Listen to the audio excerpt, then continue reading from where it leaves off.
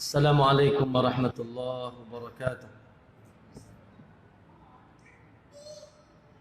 Innal hamdalillah nahmaduhu wa nasta'inuhu wa nastaghfiruh wa na'udzu billahi min shururi anfusina wa min sayyiati a'malina may yahdihillahu fala mudilla lahu wa may yudlil fala hadiya lahu.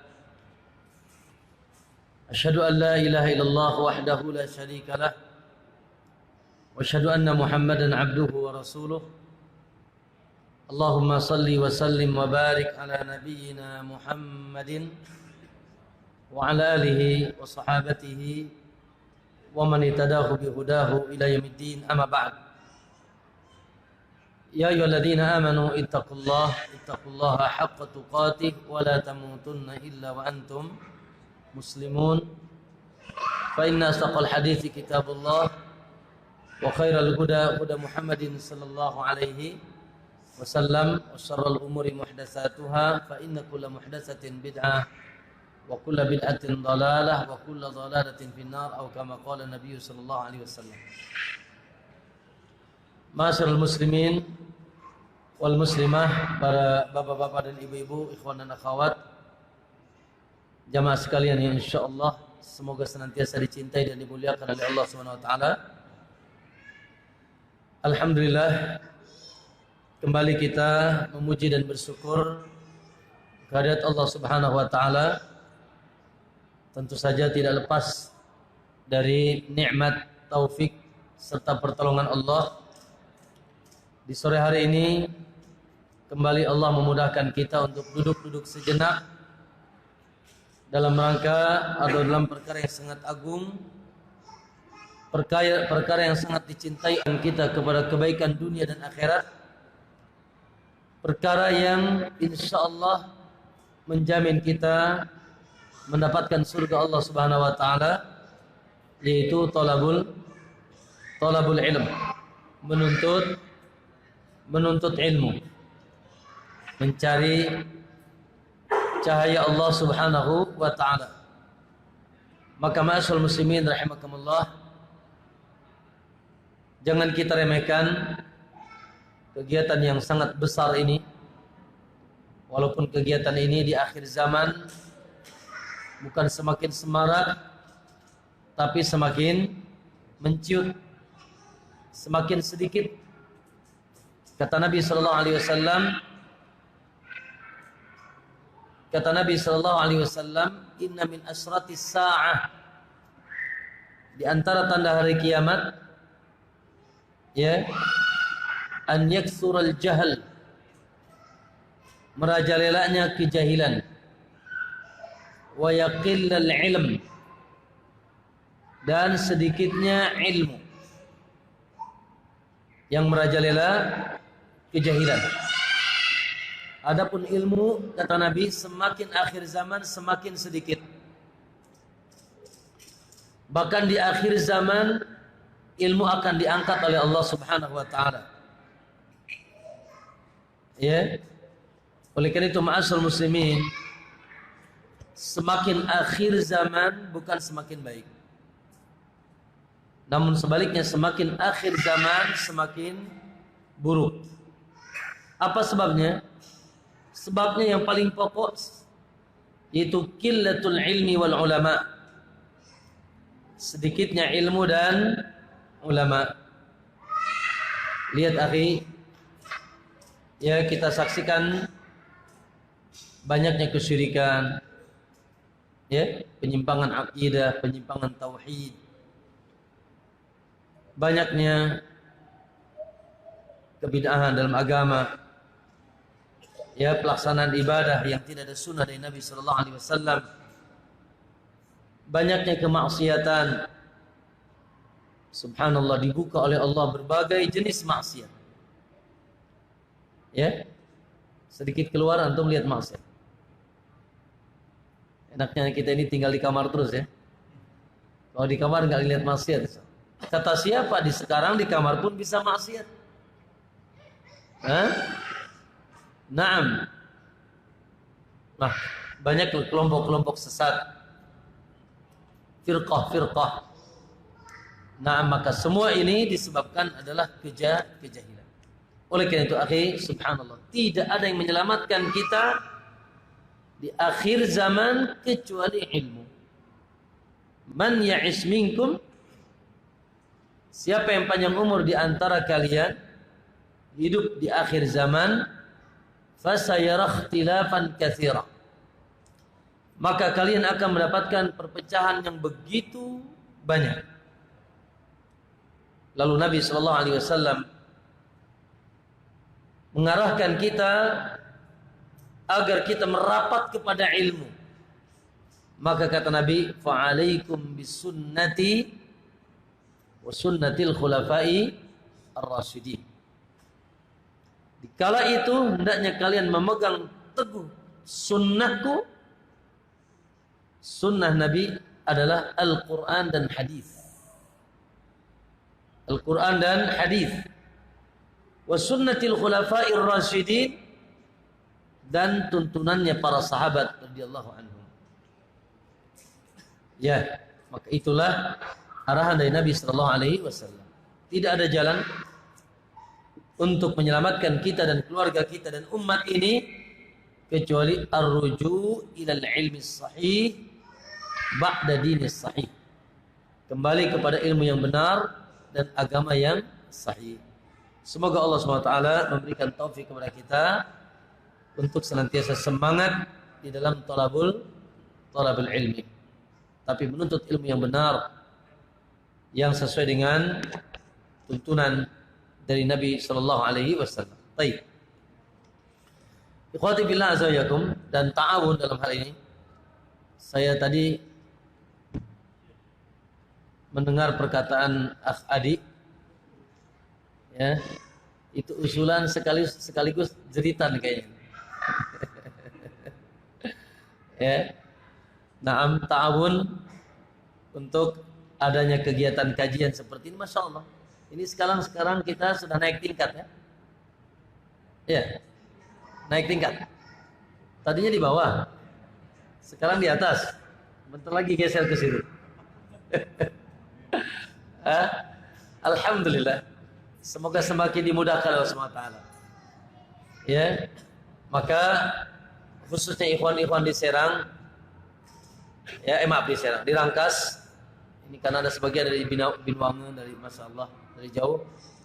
Nah, betul, ta'awun, ya, untuk senantiasa tegak, ya, kajian-kajian di Rangkas, khususnya Masya Allah.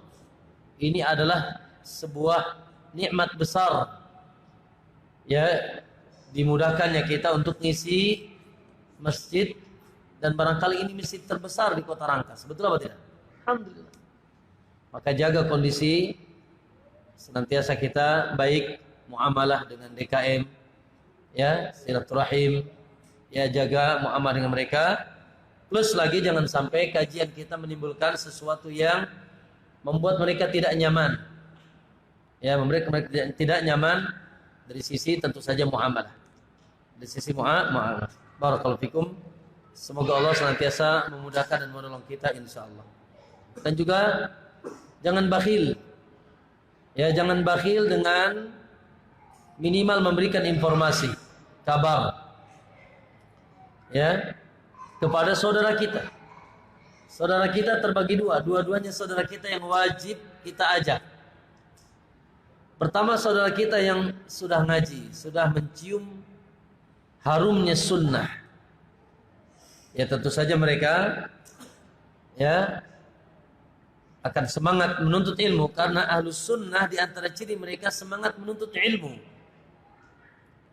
Ya, namun jangan dilupakan di sana ada saudara-saudara kita muslim, mukmin, namun barangkali belum banyak mencium indah dan harumnya sunnah,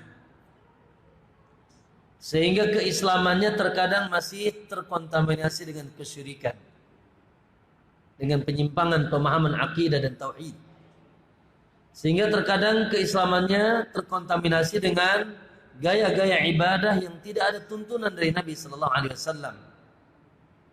Ya, dan melakukan bid'ah dalam agama. sehingga keislamannya terkontaminasi dengan akhlak-akhlak buruk, bahkan maksiat-maksiat kepada Allah.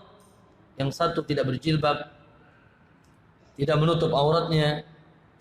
Naam, yang satu masih suka bermaksiat dengan maksiat Allah. Hada minum khamar, yang ini naudzubillah misalkan berzina, ini memakan riba dan seterusnya. Ketahuilah ma'asyiral muslimin, itu juga adalah saudara kita yang harus kita rangkul, yang harus kita ajak. Sangat disayangkan apabila mereka wafat masih meyakini keyakinan yang batil, masih beribadah dengan ibadah-ibadah yang tidak jelas tuntunannya dari Nabi sallallahu alaihi wasallam. Saudara kita meninggal masih alay bin Jablay, masih you can see can you see, masih berpakaian tidak menutup auratnya. Subhanallah. Ya, maka ma'asyiral muslimin rahimakumullah, la yuhibbu ahadukum hatta yuhibba li akhihi ma yuhibbu li nafsihi. Tidak dianggap beriman salah seorang di antara kalian sampai dia mencintai saudaranya. Saudara di sini secara umum ada al-ukhuwah fil Islam, sebagaimana dia mencintai dirinya sendiri. Naam, dirinya sendiri. Maka jangan bakhil, minimal dengan ajakan kita, dengan broadcast kita, dengan telepon kita, ya kita ajak saudara-saudara kita untuk talabul ilm. Barakallahu fikum, ikhwani fillah azzakum. Sebelum kita masuk ke tema kita di hari ini, melanjutkan episode mengenal hak-hak Allah yang wajib dipenuhi oleh seorang hamba, hak yang menjamin pelakunya kebaikan dunia dan surga di akhirat. Sebelumnya barangkali izinkan Anda mengingatkan ikhwan semuanya dengan perkara yang besar, jangan dianggap remeh. Perkara yang membuat sebagian ulama bingung, akhirnya terjadi khilaf, terjadi perselisihan di kalangan mereka. Ya, apa itu Ustaz? Para ulama berselisih mana yang lebih utama, yang lebih hebat, 10 akhir Ramadan atau 10 awal bulan Dzulhijjah. Mereka berselisih. Mana yang lebih agung, mana yang lebih hebat, mana yang lebih utama di sisi Allah?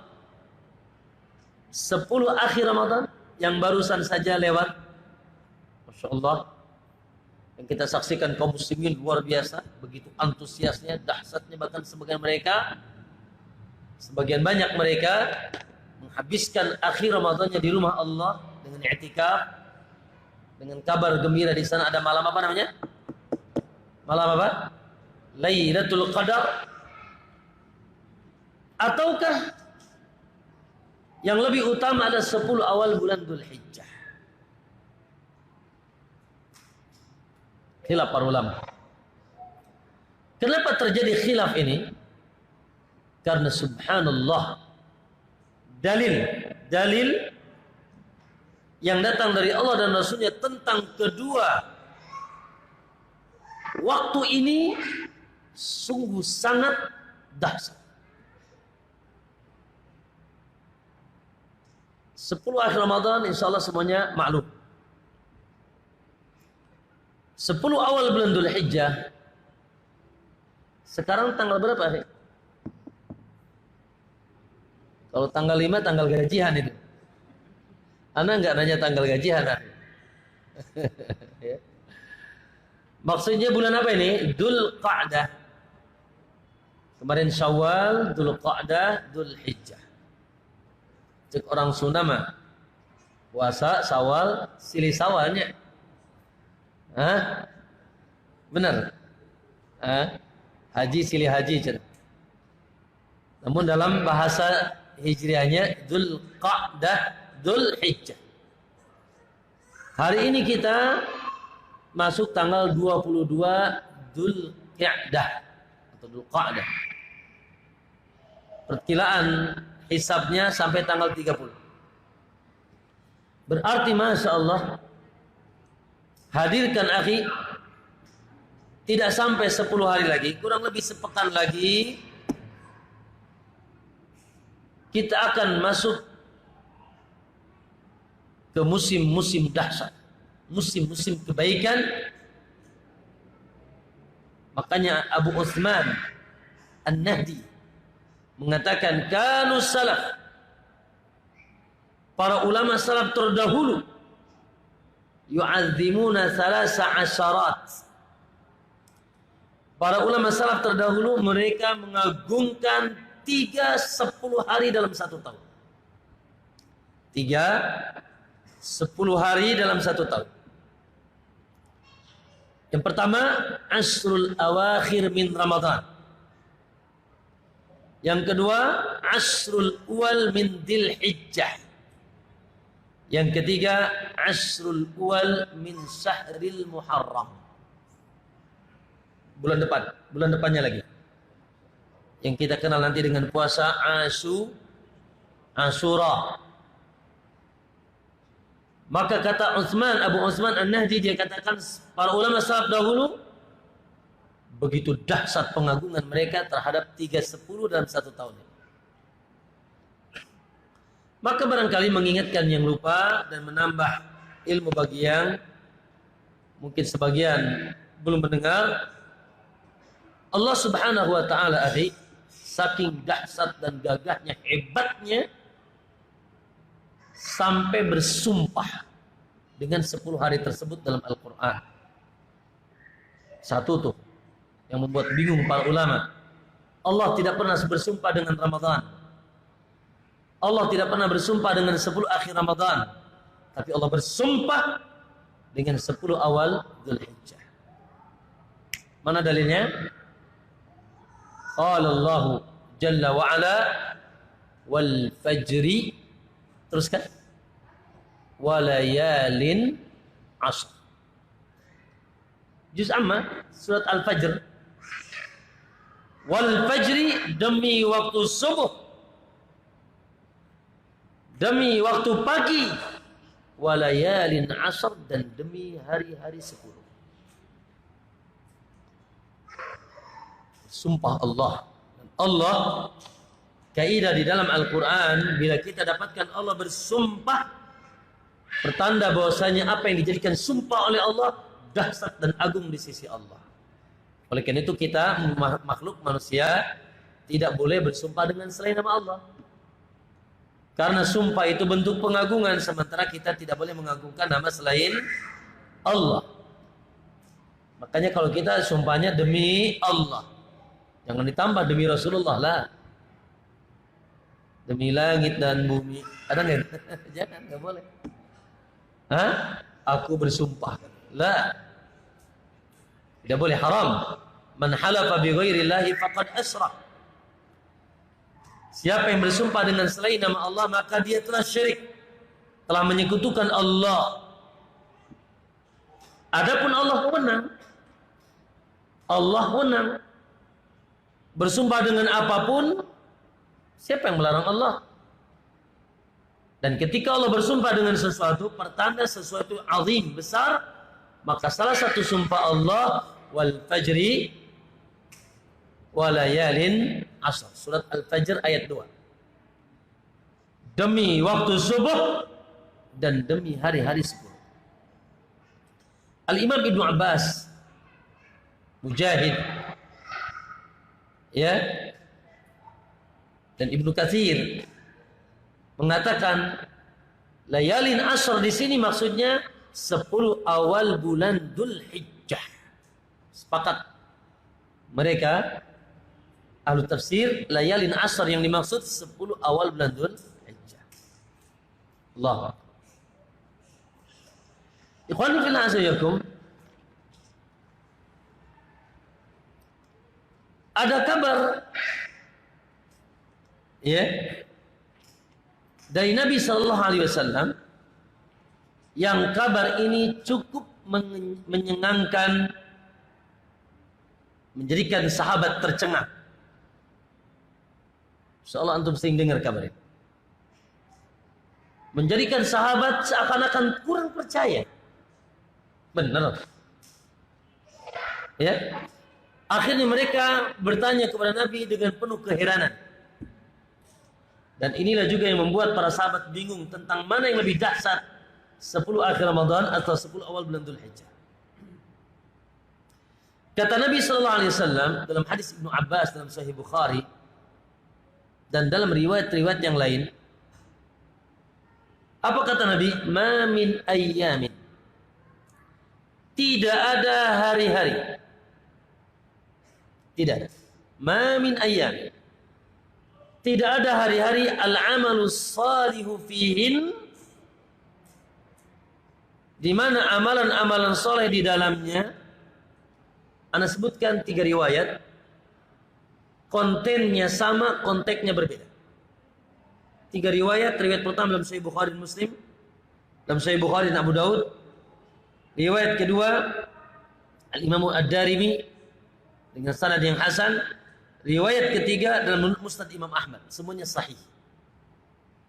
Kata Nabi, ma min ayamin, tidak ada hari-hari di mana amal saleh di dalamnya, dalam riwayat Bukhari, ahabbu ilallah, yang paling dicintai oleh Allah. Konteksnya dalam Sahih Bukhari, paling dicintai oleh Allah. Dalam Musnad Ad-Darimi, konteksnya azka indallah wa a'zamu ajra. Amalan-amalan di sana paling suci dan paling besar pahalanya. Paling suci dan paling besar pahalanya.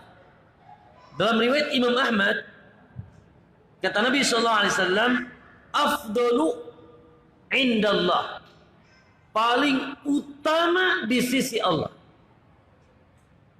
Sekali lagi, riwayat pertama ahab, paling dicintai. Riwayat kedua azka wa a'zamu ajra, paling suci dan paling besar pahalanya.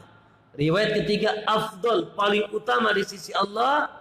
Tidak ada amalan-amalan yang paling itu semua min hadhil ayyamil ashr, yang menandingi amalan-amalan di 10 awal bulan Dzulhijjah. Nah, ketika mendapatkan keterangan seperti ini, para sahabat tadi itu bertanya dengan penuh keheranan. Karena di benak sahabat di sana ada amalan-amalan yang hebat. Naam, di benak mereka di antara amalan dahsyat dan hebat adalah jihad. Jihad itu kata Allah ihdal husnayain. Antum ikut jihad, maka hadiahnya 1 dari 2 kebaikan. Apa itu? Iskariman au mut syahidan. Jihad itu hadiahnya 2. Iskariman, kalau antum hidup maka hidup mulia. Kalau antum mati, mati syahid. Dan pahala jihad Allahu Akbar. Ya. Maka para sahabat bertanya kepada Nabi, ya Rasulullah, walal jihad fi sabilillah, apakah amalan-amalan di hari itu tidak tertandingi jihad? Sekali lagi kata sahabat, apakah amalan-amalan di hari itu tidak tertandingi jihad? Karena di benak mereka jihad. Apakah tidak tertandingi jihad? Apa jawaban Nabi? Walal jihad fi sabilillah. Allah. Tidak tertandingi jihad. Ikhwan, kata para ulama, garis bawahi kalimat ini. Tulis di benak antum, tulis di hati antum, atau bila perlu tulis di rumah antum. Amalan 10 awal bulan Dzulhijjah tidak tertandingi jihad. Hanya saja memang ada yang dikecualikan oleh Nabi. illa kata Nabi, kecuali rajulun, seseorang kharaja bi nafsihi wa malihi, dia keluar jihad membawa jiwa dan hartanya, walam yarji bidzalika min syai', enggak kembali ya hartanya ya jiwanya, baru enggak ada yang adil. Tapi kalau ikut perang di jalan Allah lalu dia balik dalam keadaan hidup, tidak menandingi amalan 10 awal bulan Dzulhijjah.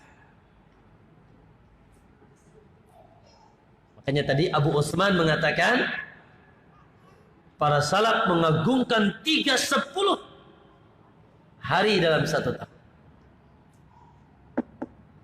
Maka ma'asyiral muslimin, hati mana yang tidak tertarik, tidak termotivasi, tidak tersemangati, ya, dengan kabar Nabi sallallahu alaihi wasallam bahwasanya ada hari-hari di mana amalan soleh di sana tidak tertandingi jihad. Oleh karena itu tadi para ulama salaf berselisih mana yang lebih utama, 10 akhir Ramadan atau 10 awal Dzulhijjah.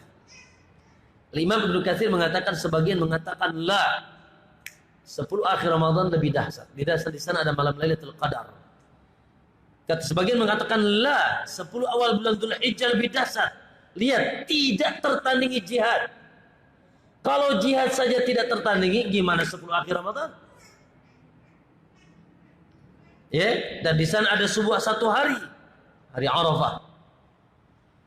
Namun Allah alam yang sahih, dan saya cenderung dengan pendapat yang ketiga, dan itu yang dikuatkan oleh Imam Ibnu Katsir, bahwa yang mendekati dan menyimpulkan semua dalil bahwa apabila malamnya, maka 10 akhir malam Ramadan tidak ada yang tertandingi. Bila malamnya, maka 10 akhir Ramadan tidak ada yang menandingi. Di sana ada malam apa namanya? Malam Lailatul Qadar, yang harganya melebihi 1000 bulan, 83 tahun. Namun apabila siangnya, maka 10 awal Dzulhijjah tidak ada yang bisa menandingi. Di sana ada hari Arafah. Khairu yaumin, the best of day. Hari terbaik dalam putaran 1 tahun, hari Arafah. Bahkan cerita Lailatul Qadar tidak sehebat cerita Arafah. Di malam Lailatul Qadar Allah katakan tanazzalul malaikatu warruh. Di malam Lailatul Qadar yang turun hanya malaikat dan Jibril. Itu pun kemuliaan. Tapi ketika Nabi bercerita tentang hari Arafah yang turun, siapa yang turun? Yanzilu Rabbuna asiyata Arafah. Allah turun ke langit dunia di sore hari Arafah. Lalu Allah katakan ma'arada haula, kata Allah. Mau apa mereka? Apa yang mereka inginkan di hari ini? Isyhadu, kata Allah, saksikan wahai para malaikat, anni qad ghafartu lahum, aku telah mengampuni dosa mereka semuanya. Makanya siapa yang puasa di hari itu, jaminannya pahala diampuni yang datang yang telah lalu 1 tahun dan yang akan datang 1 tahun, dalam Sahih Muslim. Siapa yang puasa di hari Arafah, maka dihapus puasa yang 1 tahun yang akan datang dan 1 tahun yang telah lalu. Allahu Akbar.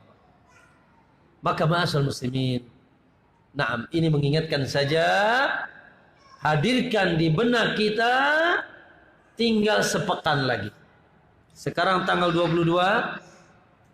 Naam, maka ketika masuk tanggal 1 Dzulhijjah, hadirkan di benak kita amalan-amalan soleh tidak tertandingi jihad.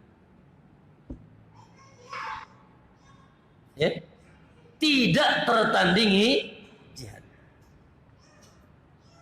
Berarti dahsyat, besar. Ya. Baik. Kemudian barangkali kita bertanya, kira-kira amalannya apa saja? Ya, yang kita bisa lakukan untuk mengisi 10 awal bulan Dzulhijjah. Sebentar lagi. Datang ke rumah nanti lihat kalender ya. Dilingkarin tuh. Ya, kira-kira amalannya apa saja, akhi? Naam. Maka para ulama menyebutkan bahwasanya amalan di hari-hari tersebut terbagi dua. Secara global, amalan-amalan di hari-hari tersebut terbagi berapa? Terbagi dua. Yang pertama, a'malun am. Yang kedua, a'malun khas. Amalan-amalan yang sifatnya umum. Yang kedua, amalan-amalan yang sifatnya khusus, istimewa, yang tidak dilakukan kecuali di awal bulan Dzulhijjah. Maka seluruhnya, baik amalan umum maupun amalan khusus, hadirkan di benak kita tidak tertandingi jihad. Baik. Amalan umum apa saja? Ya apa saja, banyak. Apa Pak? Sholat 5 waktu. Apalagi Pak? Hah? Sholat sunnah, qobliyahnya, ba'diyahnya, tahajudnya, witirnya, duhanya. Apalagi Pak? Puasa Senin Kemis. Naam, puasa Senin Kemis. Bersedekah, berinfak, berzikir kepada Allah, zikir-zikir baik zikir khusus maupun zikir umum. Ya, birrul walidain, berbakti kepada orang tua, taat kepada suami, adil kepada istri. Istri berarti kalau adil. Hah? Apalagi kawan, baik dengan tetangga dan seterusnya. Maka ma'asyarul muslimin, di hari-hari itu seluruh amalan tidak tertandingi. Maka yang biasa baca Qur'annya cuma setengah halaman, tambahinlah 1 juz. Nah, kalau bisa ikhwan sehari 3 juz, betul? 10 hari berarti selesai. Nah, ya, yang biasanya duha lewat, paksakan. Allahumma maksakan. Ya, dipaksakan. Ya, yang sehari-harinya barangkali ya ketemunya cuma adzan subuh, salat malam lewat, witir bablas. Lah, ya, wallahi ikhwan, di hari itu salat malam witirnya tidak tertandingi jihad. Berinfak di 10 awal bulan Dzulhijjah, bersedekah. Ya. Bahkan atau minimal akhi subhanallah, minimal ada amalan yang tidak butuh modal, tidak butuh tenaga, tidak butuh waktu khusus, wallahi tidak akan menyibukkan antum, namun dahsyat adanya di sisi Allah. Bahkan di hari itu ada perintah khusus dalam surat Al-Hajj ayat 23 kalau tidak salah. Allah katakan wa yadhkurusmallah, hendaknya kalian banyak berzikir kepada Allah. Kapan? Fi ayyamin ma'lumat, di hari-hari yang ditentukan. Kembali Ibnu Abbas mengatakan, hari-hari yang ditentukan yang dimaksud adalah 10 awal Dzulhijjah. Maka ikhwan, sederhana kok. Tinggal goyang pinggul apa goyang lidah? Hei, goyang lidah. Antakuna lisana qaratman bi dzikrillah, lisanmu kata Nabi senantiasa basah mengingat Allah. Bisa apa enggak bisa? Bisa apa enggak bisa? Pura-pura enggak bisa. Padahal sederhana. Bisa di atas mobil, di atas Gojek. Ya, bisa di kantor, bisa di pabrik, bisa di rumah, bisa di kamar. Wallahi ikhwan, subhanallah, musibahnya setan ini enggak suka kita zikir ikhwan. Ya, ansanihu syaitan. Ya, Allah katakan wa may ya'shu an dzikrir rahmani nuqayyid lahu syaitanan fahuwa lahu qarin. Barang siapa yang lupa mengingat Allah, maka waman ya'su an dzikrillah nuqayyid lahu syaitanan, maka kami jadikan setan sebagai teman dekatnya, fahuwa lahu qarin, maka setan menjadi qarinnya, temannya yang senantiasa mendampinginya. Makanya kalau antum kurang zikir kepada Allah, ini pertanda setan senang sama antum. Sementara setan takut sama ahli zikir. Buktinya ada kabar kalau pas adzan dia ngapain? Kalau pas adzan dia ngapain? Enak. Lari terbirit-birit sambil kentut gede. Saking gak mau dengar adzan. Setelah adzan balik lagi, pas koma lari lagi dia. Dan setan tidak suka Al-Quran dibaca. Makanya kata Nabi, tenggorokan yang tidak ada Qur'annya seperti rumah yang rusak. Biasanya Pak, rumah rusak diisi apa? Diisi ular. Diisi didemit setan. Maka akhi subhanallah, ya. Maka minimal mau infak barangkali uangnya kurang. Mau puasa, aduh ya, mah kambuh. Salat malam, masya Allah, sipnya sip malam terus. Banyak alasan antum kan? Minimal zikrullah azza wa jalla. Minimal banyak zikir kepada Allah. Maka ma'asyiral muslimin, itu amalan-amalan sifatnya umum. Ya, hadirkan di hati kita tidak tertandingi. Ya. Yang kedua, ikhwan, amalan khusus di 10 awal bulan Dzulhijjah. Kita singkat saja supaya kita masuk ke dalam satu bab kita. Amalan khusus yang pertama, akhi, kalau antum sudah niat berkurban, udah kencang, bahkan sudah pesan kambing, atau sudah beli malah, atau sudah ada di kandang di pinggir rumah. Kalau antum kencang sudah niat berkurban, maka kata Nabi apa? Awal kali ketemu Dzulhijjah, apa katanya? Idza ra'aitum hilala Dzulhijjah. Dalam hadis Ummu Salamah, apabila kalian melihat hilal Dzulhijjah, wa arada ahadukum an yudahhi, dan kalian sudah niat kencang mau berkurban. Apabila masuk ke awal bulan Dzulhijjah dan kalian sudah niat kencang mau berkurban, fala yamassanna min basharatihi wal adfarihi syai'a, maka jangan sekali-kali menyentuh rambut badan dan kukunya sedikit pun.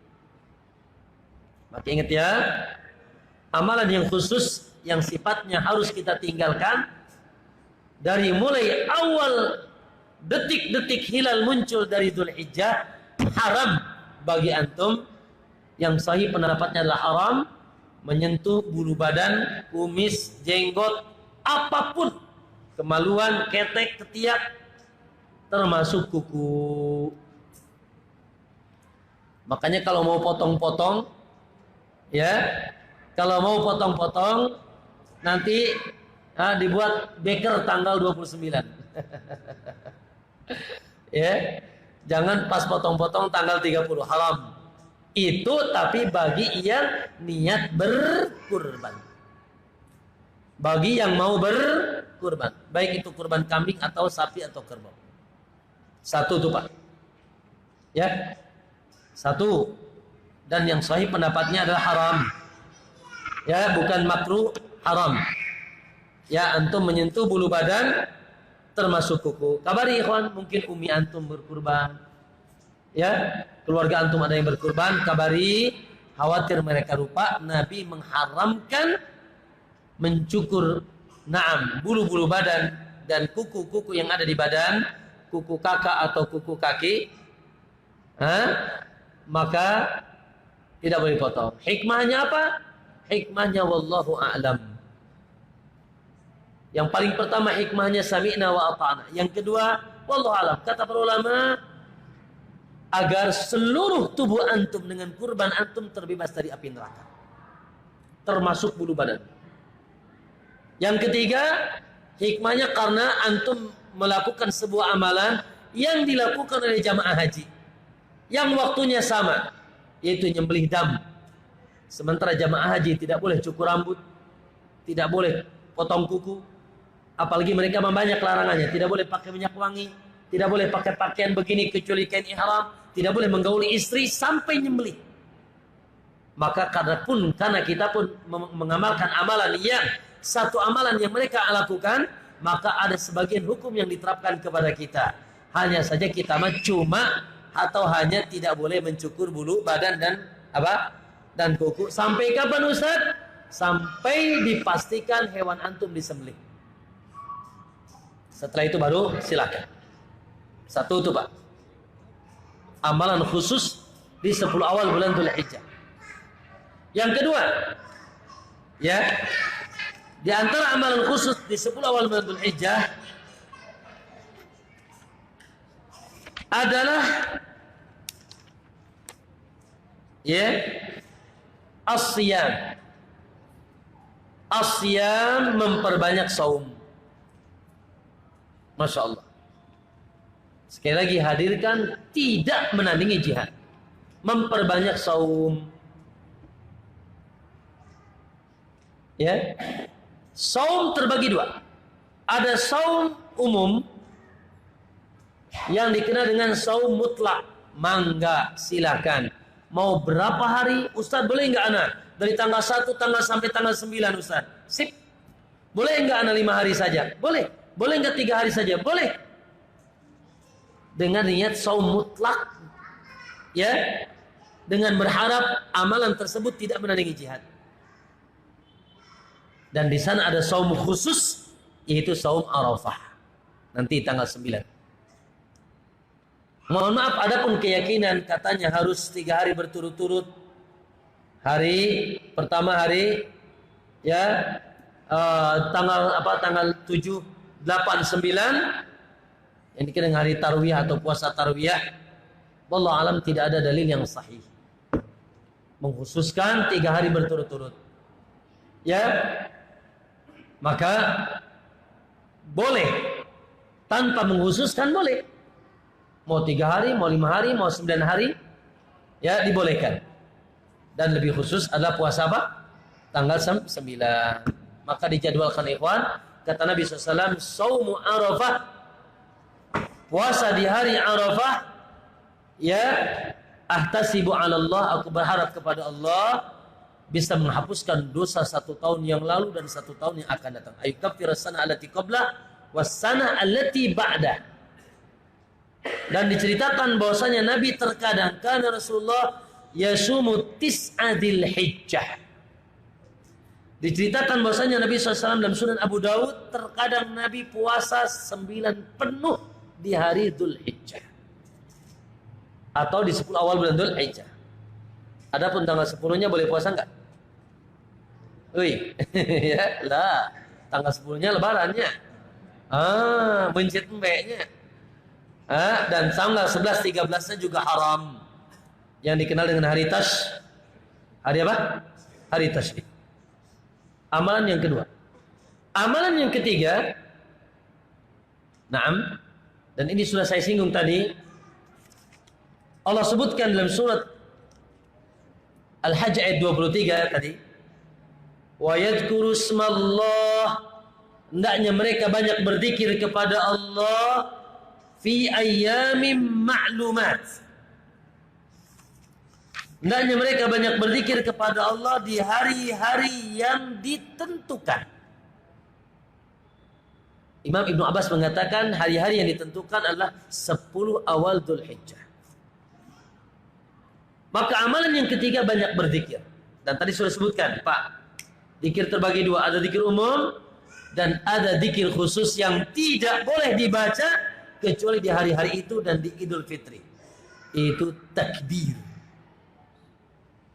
Allahu Akbar, Allahu Akbar. La ilaha illallah, wallahu akbar. Allahu Akbar walillahil hamd. Pak, kalau ditanya mana yang lebih utama, Idul Fitri apa Idul Adha? Mungkin antum jawab Idul Fitri Ustaz, kan ada mudiknya. Ya. Mudik sama gemblong sama apa lagi? Semur ya. Ditambah lagi rame baju baru. Beli petasan. Idul Adha enggak ada itu Ustaz, mudik. Enggak ada juga apa? Beli baju baru ya. Nah, subhanallah, itulah budaya di kita. Sepakat tidak ada yang berselisih para ulama bahwasanya hari raya terbesar di dalam Islam Idul Adha, bukan Idul Fitri. Makanya kita harus merubah. Ahlus Sunnah mungkin mudiknya nanti Lebaran Idul Adha.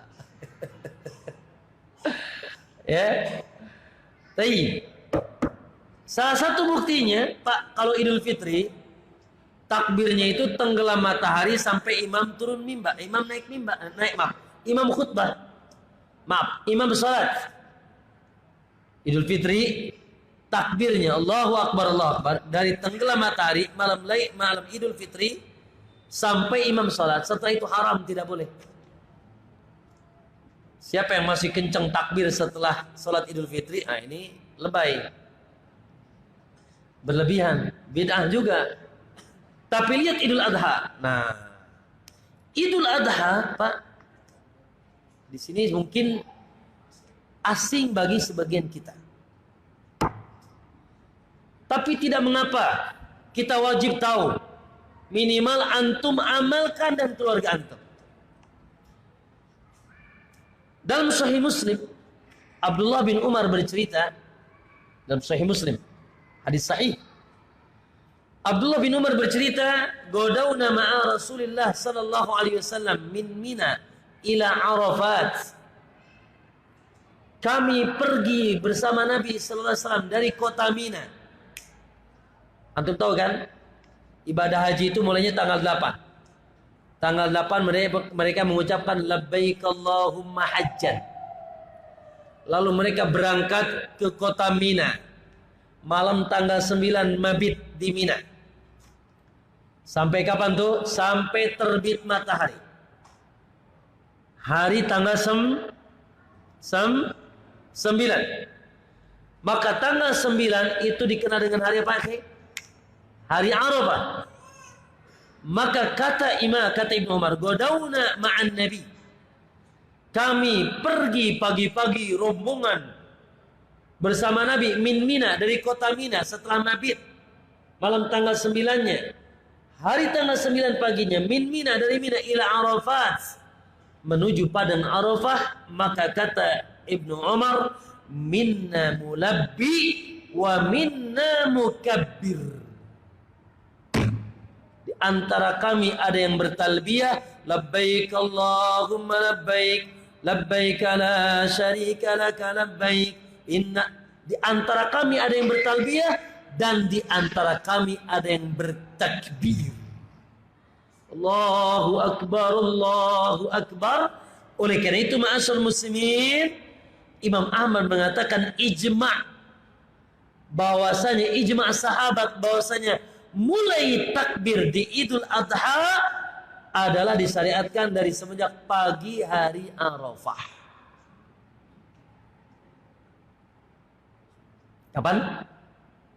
Kapan? Pagi di hari Arafah. Oleh karena itu, Pak, Ibnu Umar dan yang lainnya, Abu Dzar dan yang lainnya, kalau sudah masuk ke pagi hari Arafah, sebagian mereka naik ke atas menara, teriak mengingatkan kaum muslimin untuk bertakbir. Abu Hurairah masuk ke pasar-pasar, teriak mengingatkan manusia untuk bertakbir. Kira-kira antum bisa amalkan gak? Hei, kok ketawa? Nanti antum hari Arafah pagi-pagi ke Mall Serang, atau ke Giant, atau ke pasar di Rangkas ini, atau pakai speaker, Allahu Akbar, Allahu Akbar. Woi, orang gila dari mana tuh katanya? Musibah. Padahal ini madhab Syafi'i. Ini madhab Syafi'i dan jumhur. Tapi sungguh sayang disayang di kita ini tidak masyhur. Namun alhamdulillah ilmu sudah sampai kepada antum. Maka minimal ikhwan, kita yang sudah berilmu mengamalkan. Kita yang sudah berilmu mengamalkan.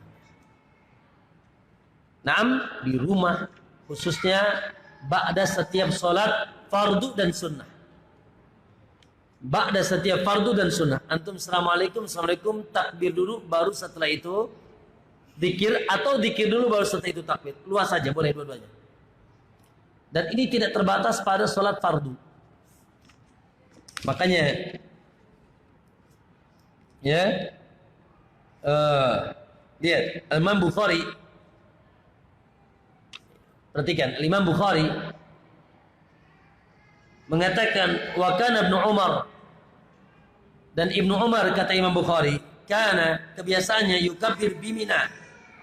Ibnu Umar bertakbir di Mina tilkal ayyam, di hari-hari itu, khalfas salawat, di belakang salat, di belakang setiap salat, wa ala firashihi, dan di atas ranjangnya sambil tidur, menjelang tidur, Allahu akbar, Allahu akbar, wa fi fustatihi, dan di jalan-jalannya, di tempat mereka berkumpul, wa fi majlisihi, di majlis-majlis mereka, wa mamsahu, dan di jalan-jalan mereka, bersemarak syiar Allah, takbir di hari-hari itu, dari mulai pagi hari Arafah sampai tenggelam matahari tanggal 13. Selesai hari tasyriq. Makanya punten pisan, maaf ya, bahwa disyariatkannya takbir itu di hari-hari tasyrik bukan hanya setelah sholat saja. Sama, antum di jalan, antum di kantor, antum di rumah, antum di atas ranjang. Makanya lihat, kata Imam Bukhari, wakanat Maimunah, dan Maimunah istri Nabi dan para sahabat-sahabat wanita lainnya, wakanat Maimunah tukabbiru yauman nahar, mereka bertakbir di khususnya di tanggal 10.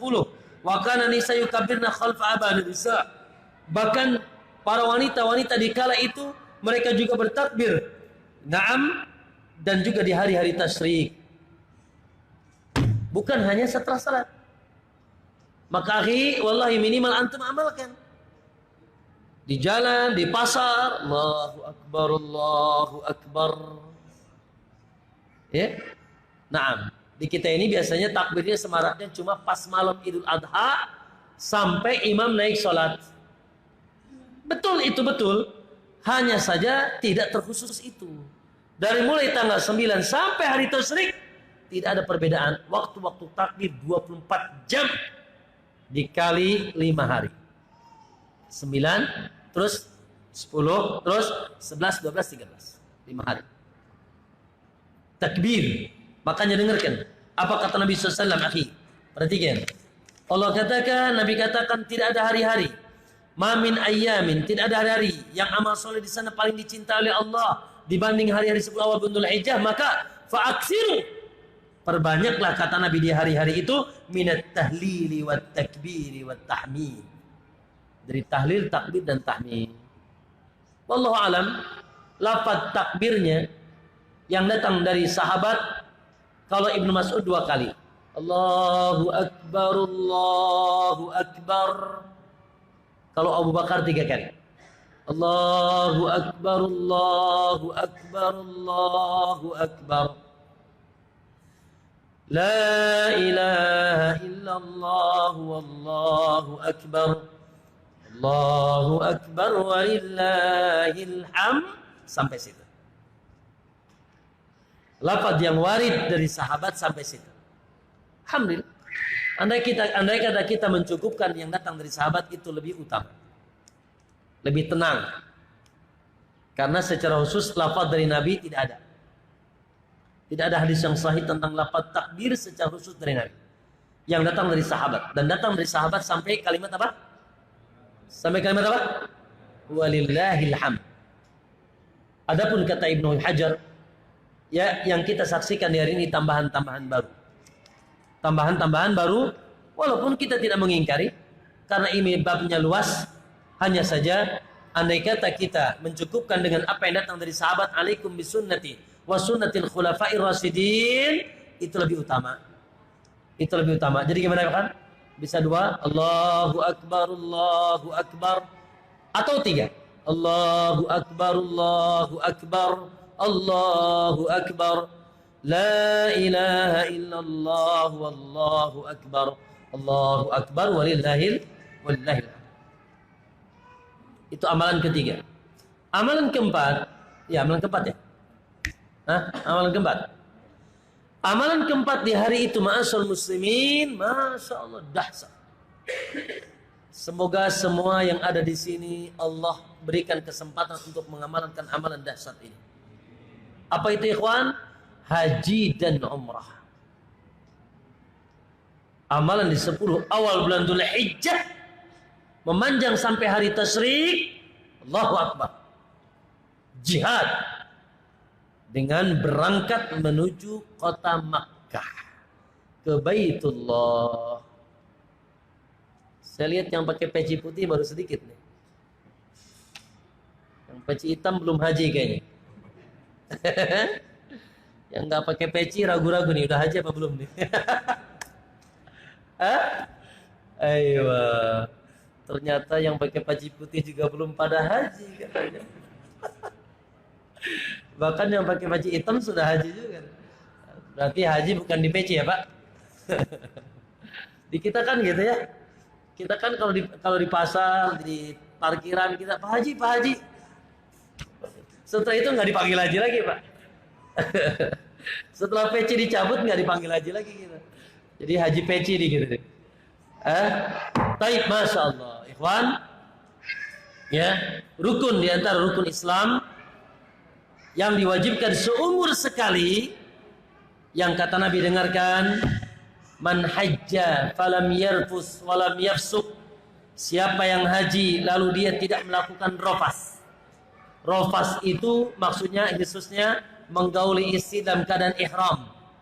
Walam yafsuk, dan tidak melakukan kefasikan ketika hajinya di sana, kharaja min dunubihi ka yaumi waladatu ummuh, maka dia keluar dari perutnya, keluar dari hajinya persis seperti baru keluar dari perut uminya. Allahu Akbar. Ya. Bahkan kata Nabi, al-umratu ila al-umrati kafaratun lima bainahuma, dari satu umrah ke umrah yang lain sebagai penebus dosa. Wal hajjul mabrur laisa lahul jazaa'u illal jannah. Dan haji yang mabrur tidak ada pahala balasan kecuali apa? Masa. Ikhwan, sudah daftar belum? Nah, jangan terlambat daftarnya. Anda aja daftarnya umur 60 tahun. Sekarang ini nunggunya 20 tahun, akhi. Jadi kalau umur 60 tahun daftar, berangkat tahun berapa? Masih hidup nggak itu? Insya Allah. Nah, minimal doa, minimal nabung. Saya punya tetangga, ikhwan, subhanallah, saking semangatnya ingin haji, rahimahullah, beliau sudah wafat sekarang. Dia nabung untuk haji, pas waktunya berangkat haji, uang yang dulu pertama kali dia nabung itu sudah nggak laku. Saking lamanya dia nabung, uang yang dulu pasti pecah celengannya udah nggak laku. Maksudnya sudah berubah uangnya berapa tahun yang lalu, berapa puluh tahun yang lalu. Allah Akbar. Tapi akhirnya Allah mudahkan haji. Maka niat ya, semoga kita dimudahkan haji insya Allah. Lanjut, amalan yang keberapa? Yang keberapa? Yang keenam, yang kelima. Nah, para ulama menasihati ikhwan, perbuatan dosa di tanah, di waktu, di tempat-tempat suci dan di waktu-waktu utama lebih dahsyat daripada melakukan dosa di tanah halal dan di waktu-waktu yang biasa. Tanah suci Makkah dan Madinah. Maka berbuat dosa di tanah suci Dahsyat. Walaupun dosanya sama, yang ini maling, yang ini maling. Yang ini maling di tanah halal, yang itu maling di tanah haram. Maka berbeda. Naam, termasuk akhi melakukan dosa dan terus menerus di atas dosa di bulan-bulan, di 10 awal Dzulhijjah. Maka tidak seperti kalau akhi pahalanya tidak tertandingi jihad, maka dosanya pun besar. Jangan ingin pahala aja yang digedein akhi. Dosa juga sama. Oleh karena itu nasihat para ulama ya, agar meningkatkan taubat kepada Allah. Ya, berhenti, stop dari melakukan dosa. Khususnya di hari-hari 10 awal bulan Dzulhijjah. Amalan yang terakhir, dan ini juga amalan yang Masya Allah, amalan sebagai bentuk tes ujian, tes cinta.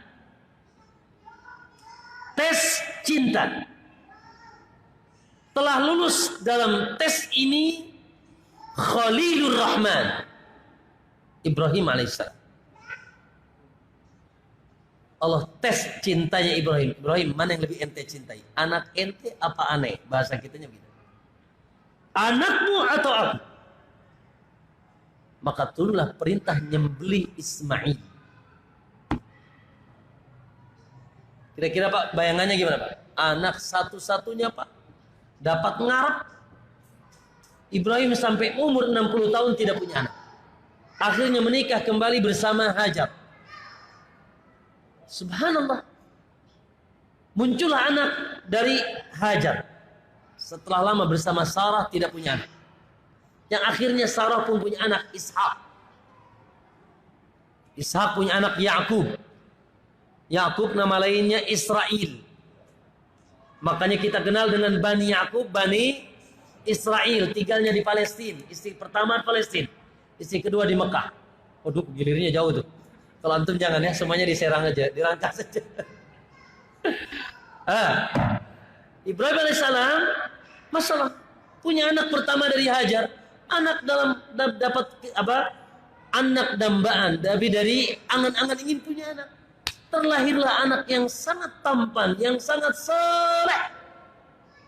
Di saat-saat menginjak masa remajanya, masa-masa masalah bangganya orang tua, cinta senangnya orang tua, turunlah cerita dalam surat As-Saffat, di mana Ibrahim mengatakan, ya bunayya inni ara fil manami anni adzbahuk. Hai putraku, bertubi-tubi aku dapatkan mimpi dalam tidurku, Allah merintahkan aku menyembelihmu. Waduh, musibah buat Ibrahim. Hiji-hiji nak boga anak lagi. Cuma punya satu anak ini. Plus lagi saleh, plus lagi tampan, luar biasa. Dan ujian bagi Ismail, Pak. Gak tanggung-tanggung, digorok, Pak. Subhanallah, maka serta-merta namun Ibrahim tidak bergeming. Allah tidak bergeming. Ibrahim, Allah lebih dicintai oleh Ibrahim daripada anak. Namun sebagai adab, Ibrahim pun mengambil musyawarah. Fangdur madza tara, bagaimana pendapatmu wahai anakku? Qala ya abati, wahai abah, if'al ma tu'mar, lakukan apa yang Allah perintahkan. Satajudini insyaallah minas sabirin, maka kau akan dapatkan aku insyaallah termasuk orang yang sabar. Falamma aslama, lalu kemudian tatkala sudah dimulai disandarkan kepala Ismail ke batu, watallahu lil jabin, dan pelipisnya sudah disandarkan ke batu, sebentar lagi mau digorok, mau disembelih, wa fadainahu bidzibhin azim, lalu kami gantikan Ismail dengan gibas yang besar. Lalu Allah katakan apa? Inna hadza lahuwal bala'ul mubin. Bahasa kitanya Ibrahim, aku cuma ingin ngetes doang. Aku ingin tes doang. Mana yang lebih ente cintai, aku atau anakmu? Alhamdulillah, tes cinta untuk kita bukan gesek leher anak. tapi gesek ATM.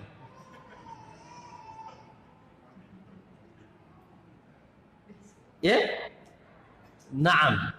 Ujian karena hukum asal manusia merege hese. Benar nggak? Hukum asal manusia bakhil, medit, pelit, bahkan takut mengeluarkan sesuatu untuk Allah, lebih mencintai hartanya daripada perintah Allah. Maka ma'asyar muslimin, luar biasa.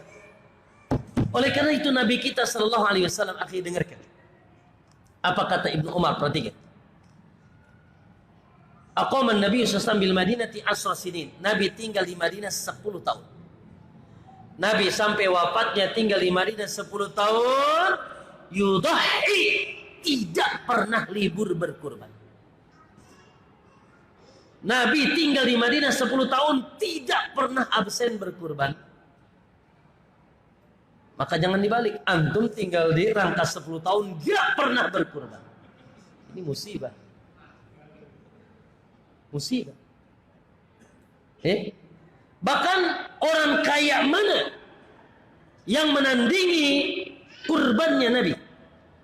Manusia yang tidak pernah takut miskin. Manusia yang tidak pernah berhitung-hitung dengan Allah.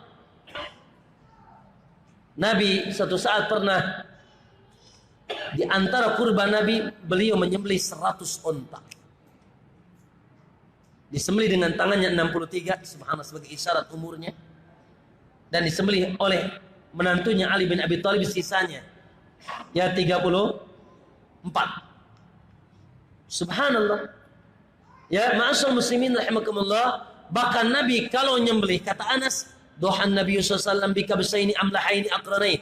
Nabi menyembelih 2 kambing gibas. Kambing gibas yang kayak gimana dulu? 2 kambing gibas amlahaini, yang amlah. Tahu amlah tidak? Berwarna putih belang, ada warna hitam di kelopak matanya dan di kakinya dan di perutnya. Maksudnya ganteng. Aqranain, dan bertanduk besar. Berarti ini kambing aduan Garut.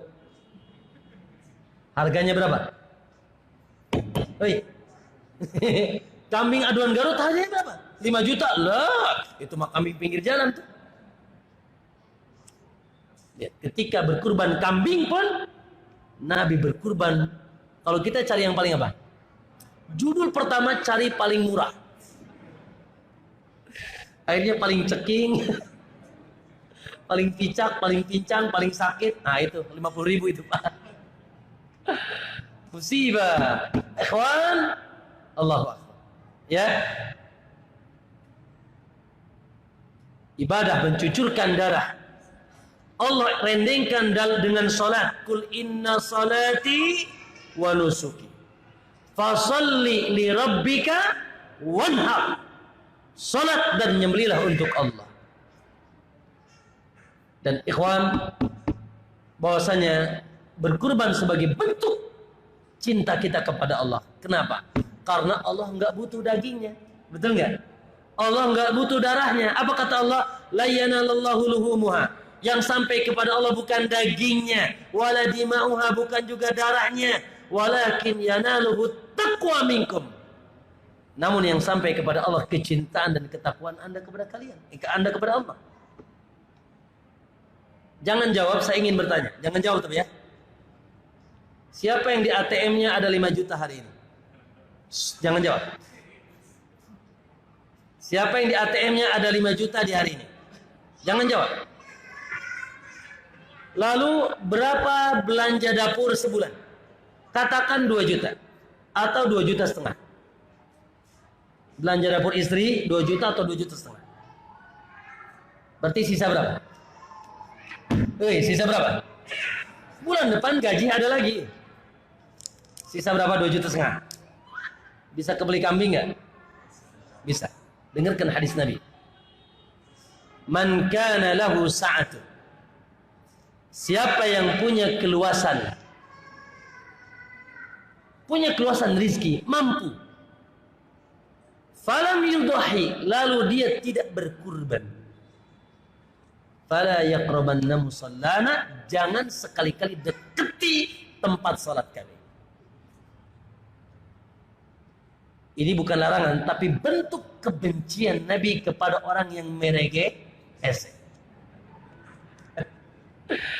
Bentuk kebencian makruh. Uang di ATM bukan 5 juta, 100 juta. Makanya ikhwan, kalau mau berkorban di jalan Allah, jangan pakai kalkulator Cina, nggak masuk.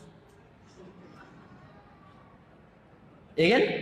10 juta dikurangi 2,5 juta, kurang tuh Pak. Antum tahu kalkulator Allah, 1 dikurang 1 menjadi 700 kali lipat. Itu kalau mau dihitung Pak. Masalul ladzina yunfikuna amwalahum fi sabilillah. Perumpamaan orang yang mengeluarkan hartanya di jalan Allah, kamatsali habbah. Lihat saking jentreknya Allah jelaskan, seperti ente menanam 1 biji.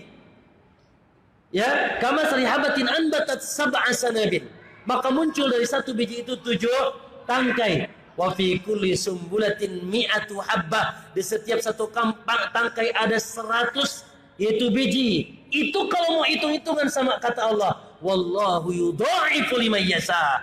Dan Allah akan melimpatkan dengan kelipatan yang tidak diketahui bagi yang dikehendakinya. Wa ma anfaqtum fi sabilillah fa yukhlifuh. Apa yang kalian infakkan di jalan Allah, pasti Allah ganti. Jangan pernah takut dengan Allah. Makanya sekali lagi, kalkulator Cina jangan dipakai. Gak akan masuk Pak, mau berinfak. Jangan pernah mikir. Dan ini ikhwan, ibadah tauhid kita sebagai bentuk syukur kepada Allah. Kalau Ramadan dengan zakat fitri, kalau Idul Adha dengan mencucurkan darah untuk Allah. Dan inilah cucuran darah yang mulia di sisi Allah. Sebagai bentuk cinta kita kepada Allah SWT. Barakallahu fikum ikhwan. Dan berkaitan dengan kurban, hendaknya kita mencari kurban yang sempurna, tapi ya sesuai dengan kemampuan kita. Itu pun tidak dipaksakan. Ketika tidak mampu, Ustaz boleh nggak berhutang Ustaz? Boleh nggak ngutang beli kambing? Boleh nggak? Nah, para ulama mengatakan boleh dan bagus, tapi dengan syarat ada harapan bisa bayar.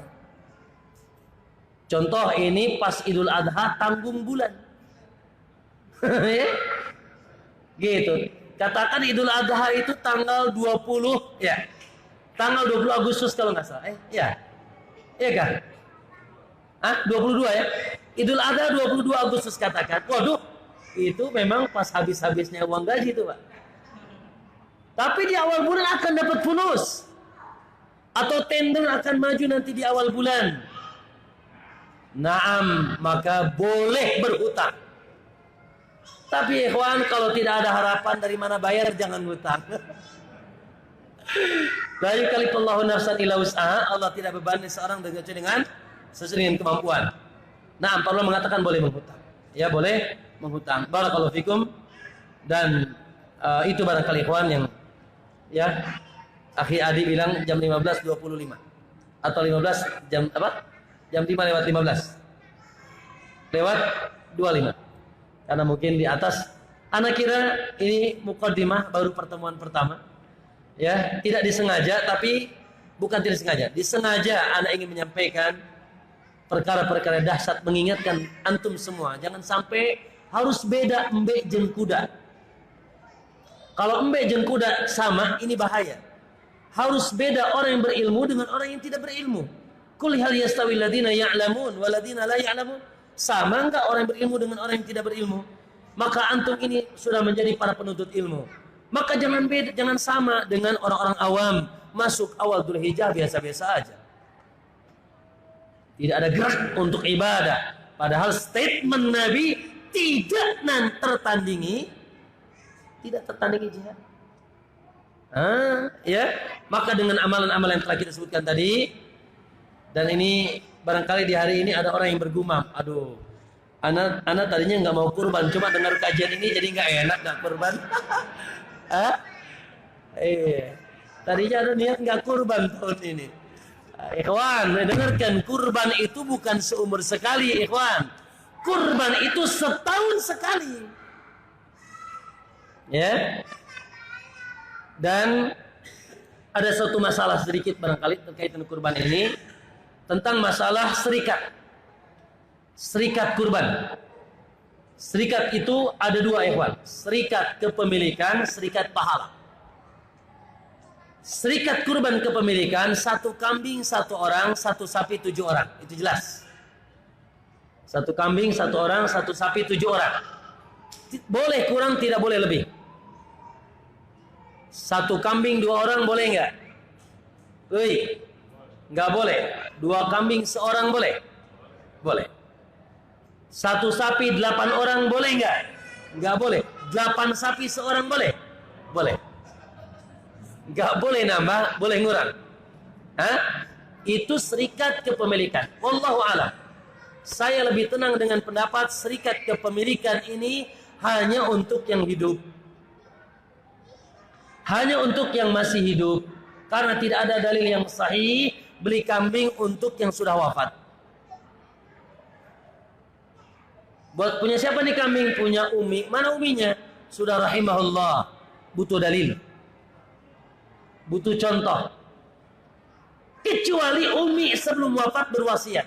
Dek, kalau Umi wafat sebelum Idul Adha, jangan lupa belikan 1 kerbau atau sapi atau kambing dari harta Umi. Wajib ente tunaikan. Itu wasiat. Tapi kalau tidak berwasiat, tidak ada sunnah. Waduh Ustadz, gimana dong?